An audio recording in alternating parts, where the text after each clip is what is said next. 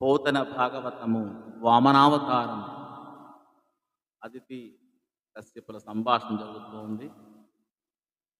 కశ్యపులతో చెప్తుంది ఇంకా, అక్క చెల్లెండ్రయ్యును దక్కరు నా తోటి పోరు తానుందితియున్ రక్కసులు సురల మొత్తగా నక్కడవల దనదు చూచునౌనౌయనుచున్.